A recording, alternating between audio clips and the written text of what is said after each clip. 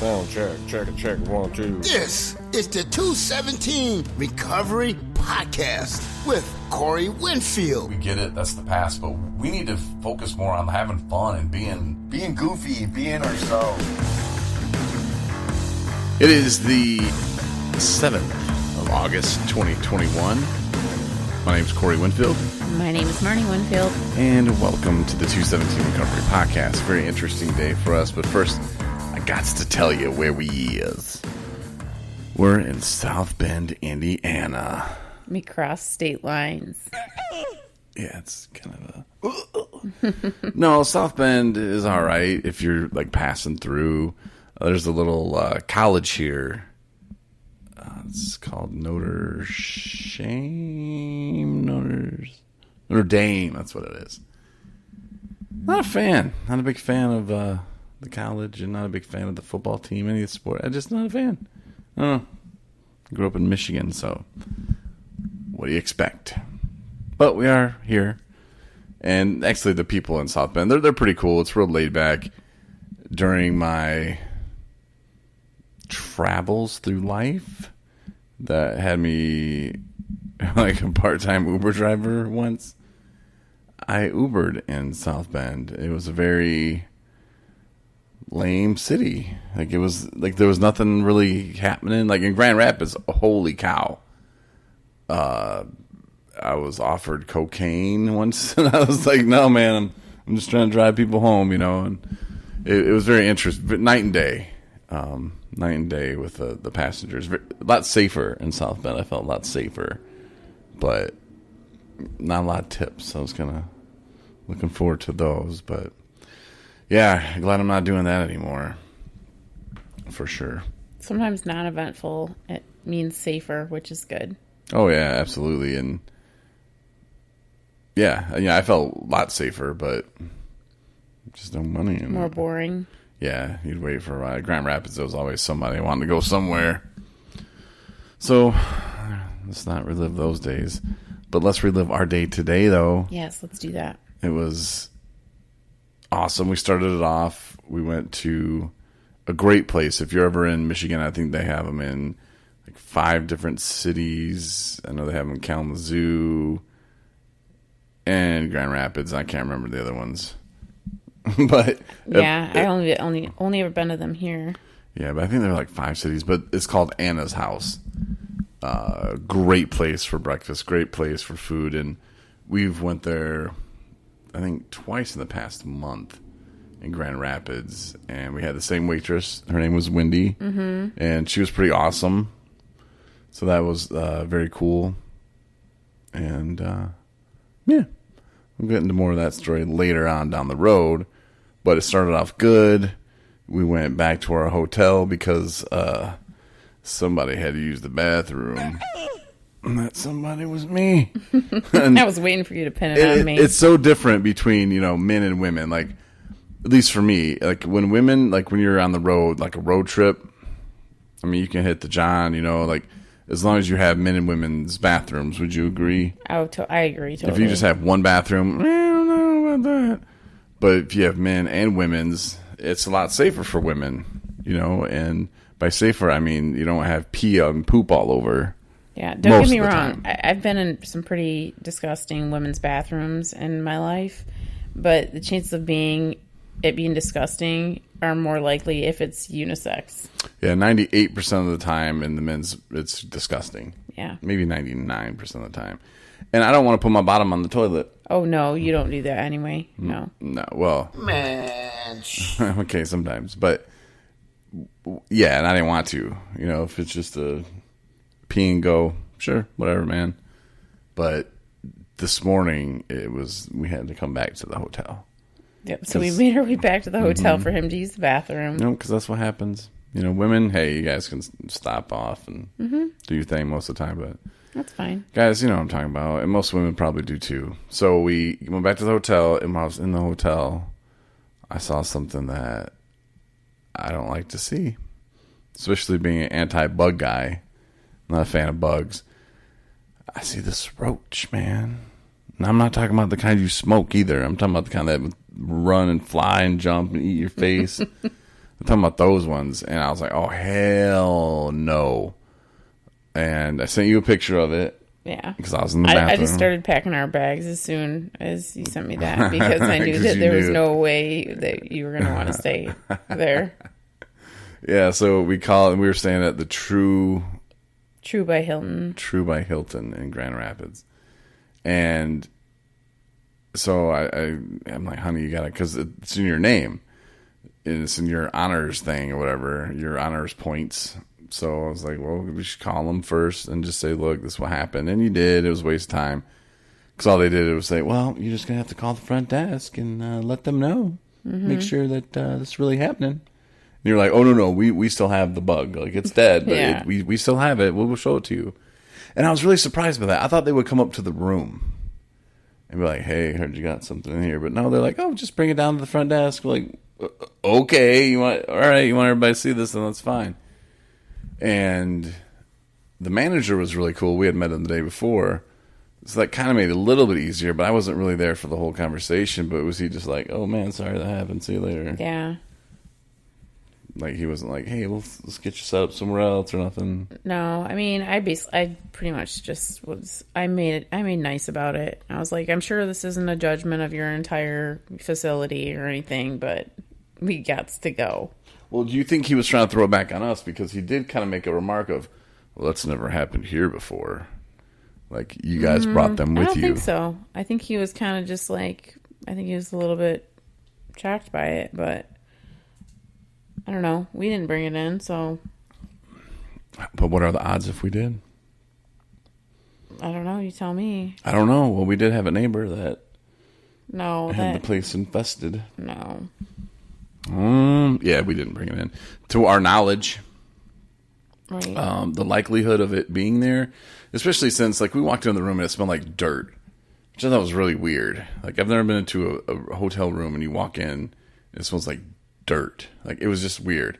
And then you had mentioned something the night before. You went into the bathroom and you went into the shower and you're like, oh, it smells in here. I'm like, what? And you were like, it smells like bug spray or something. I did say that. Yeah. Mm-hmm. So I think homeboy is lying. Maybe. Yeah, I'm pretty sure. Because, well, I don't know. I'm sure they spray I would assume they spray for bugs regardless. But, yeah, that was kind of a crappy situation, which ended us to a nicer situation because now we're not in Grand Rapids. We're in South Bend at a place that is very nice. So it was cool. And it's all working out great, so. You know, everything happens for a reason. Yeah. You know, if I didn't have to go to the hotel, then we never would have seen it. Right. And we'd still be there, and they'd probably be crawling all over our faces and eating us. Maybe. Right now. But they're not, because God didn't want that to happen. So he gave me a little Rhea, and we had to make the pit stop, and now we're here in South Bend. Right. So you can look at a bad situation. This is like the theme of the day for us.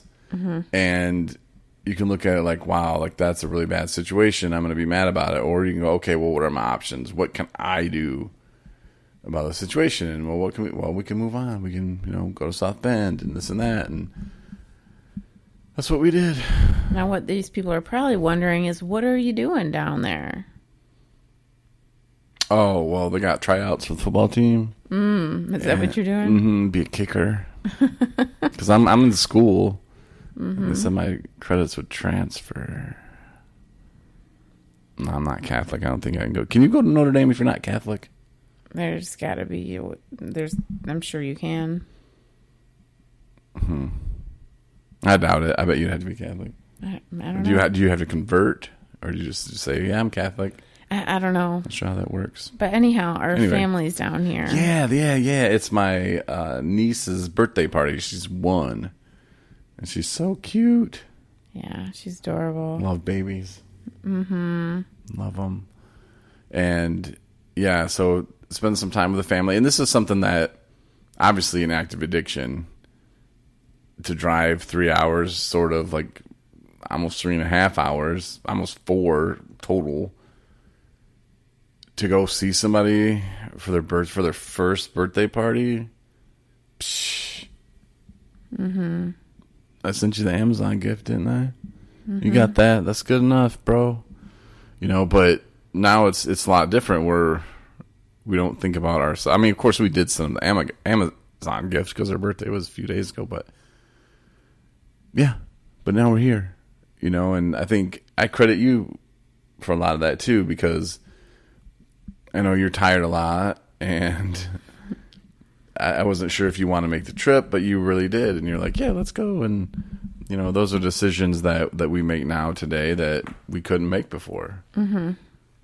I think that's very cool. Another big bonus to being sober. You get your life back, the life that God gave you. Yeah. And you realize what's important, and hanging out with siblings and family members and people that you truly love, 100%, and that got your back 100%, and that feels good for sure. So that's what we're doing down here. We went to a meeting that I used to go to quite frequently in Coloma, my hometown. It's the Coloma Winners Meeting, as they call it. It's at 7 o'clock at the church. I don't know if it's Lutheran. And it's in Coloma at 7 p.m.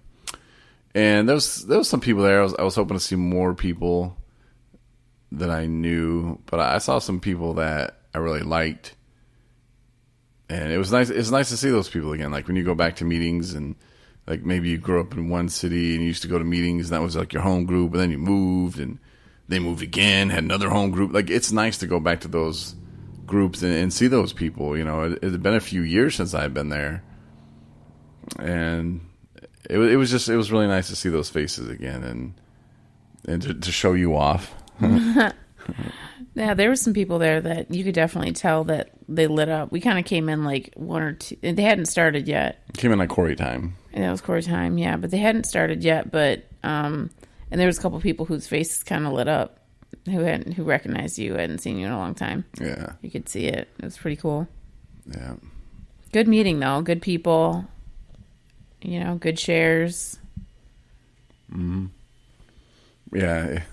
Yeah, and there was some, not like a downer meeting, but there was some like real life stuff, and that's what the person sharing was saying. We'll just call him Coloma Bill. Mm-hmm. That's what he said, that like not everything is always happy and exciting. Sometimes things are real and sad, and that's life. And those are the things that we have to deal with, and how we deal with them, really shows us how far we've come in life and in our recovery. Like when we had, a miscarriage, when our relationship first started, pretty much. And it was like, at the time, we could have chosen to be like, why God? And, like been really bummed out. And we were bummed, but like, I think our frame of mind was look at the big picture, because if that never had happened, if the baby never had happened, where would we be? Like would we have, would I have, I guess, looked at it more like, wow, like this woman really loves me, and here I am too busy for, like, I don't know. But if that would have never happened, like, would we be together? Who knows? Probably not. I don't think that we would.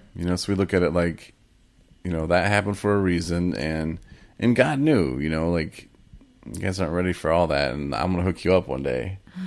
But just not right now. I just needed to get Corey on the right page, like, to understand, right? Like, he's been praying for this woman who loves him and wants this and that, and I deliver her, and he's like, well, I don't know if I'm good enough for her, and I don't think she likes me. I don't have enough money, and I'm a loser kind of still. And, I was, not that I thought I was a loser, but I felt like I didn't have everything in place yet for someone to love me, if that makes sense. Mm-hmm. Makes sense. It was just incorrect.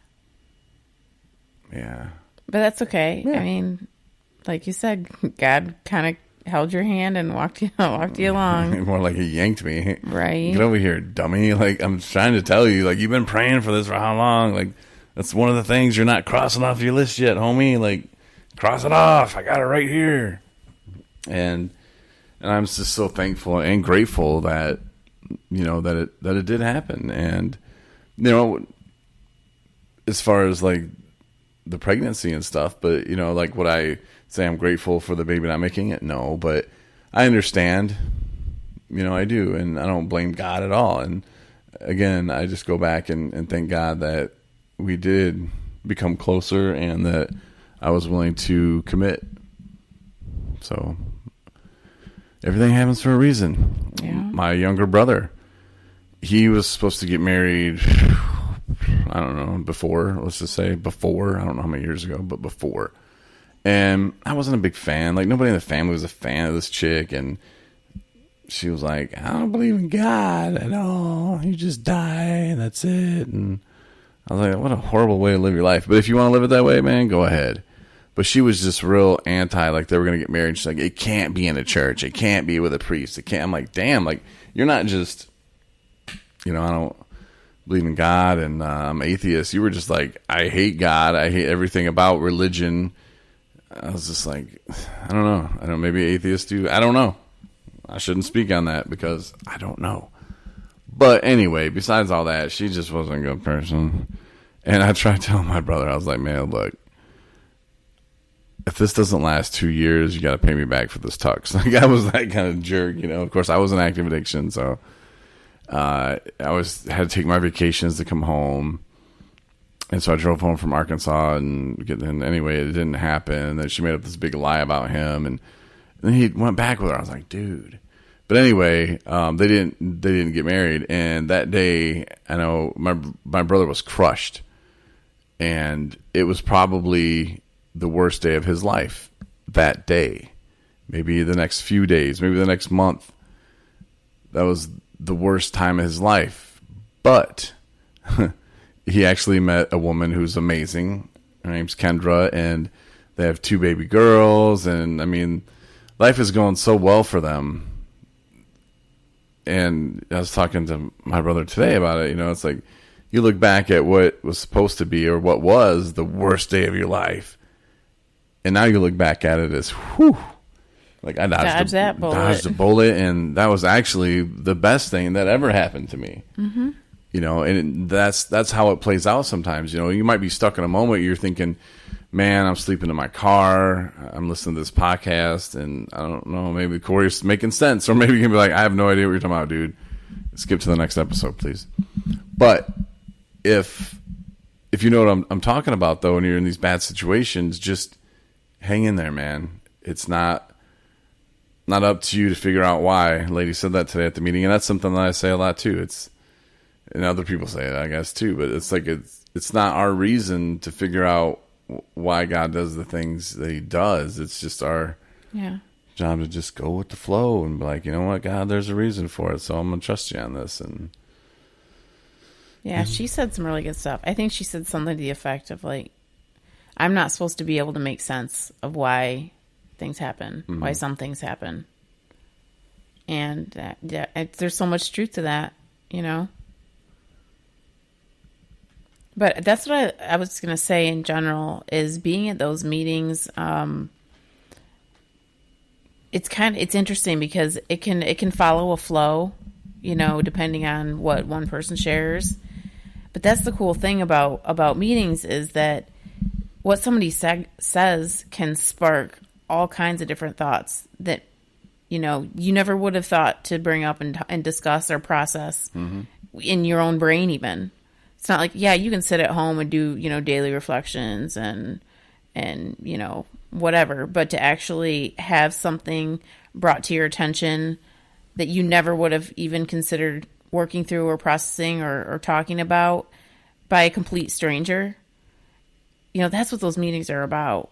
And I thought it was really cool how it all transpired and everybody was kind of on the same page. And it was a really awesome meeting. Mm-hmm. I really enjoyed it. It was a good one. On the way to the meeting, I did something I haven't done in 3.5 years almost. And that is talk to my father on the phone. Yeah. And that went pretty well. I think it went great. Got a little emotional, but there were some reasons for that, which we can get into later at another point, another time. But I just kind of wanted to throw that out there, that even that relationship can be healed. And if I could read to you that last text message that I sent him, I don't know, it was pretty raw, pretty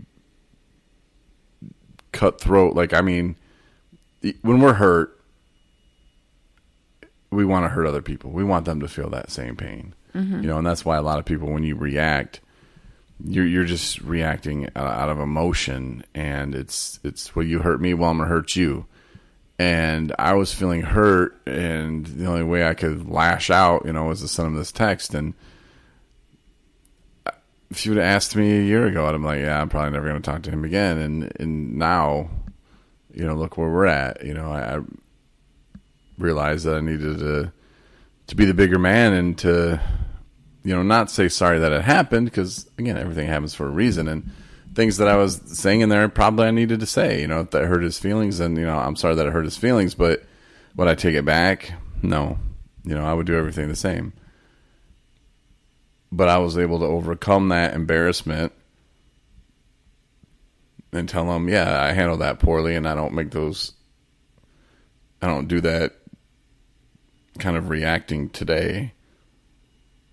And, the whole thing that was in the letter. But now that set it up to where I could actually call him today. So that was crazy, and for that relationship to be on its way to be some kind of, I don't know what, I would like to say father-son relationship again is just amazing, and thank God. I think it went great. And just from me I was present for it. We were driving, you had it on speakerphone, and I honestly, I didn't know how it was going to go, really, but it was I felt it was very comfortable. It wasn't, awkward, which I thought that they could have gone that way. Mm-hmm. But there was a good flow to it, and it was upbeat, and kind, and there was love in that conversation. I think it was great. Yeah. God is good, man. Telling you, and so is being sober, and it's just life, Those mistakes that you can look back on and be like, no one's ever going to forgive me for those. You don't know that, and maybe they won't, But forgiving yourself along the way is huge too. And there was something that happened in the past that that you did, or someone that is having a hard time with, just something like, man, like, you got to forgive yourself first, and then you can move on. And we can't turn back time yet. Right. So, and even if we could, you can't change it. So just accept it. And that was a part of the meeting today too, was acceptance. And, just like, yep, that happened. And, what can I do? What can I do about it? Move forward and accomplish the things that you want to. And, the more you realize about yourself, the more you're going to make better decisions and act instead of react. So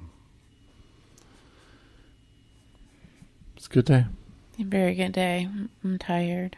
Okay. Well, she's tired, so that's it. I do what Mama says. But no, appreciate you listening. And, we do this because it keeps us sober.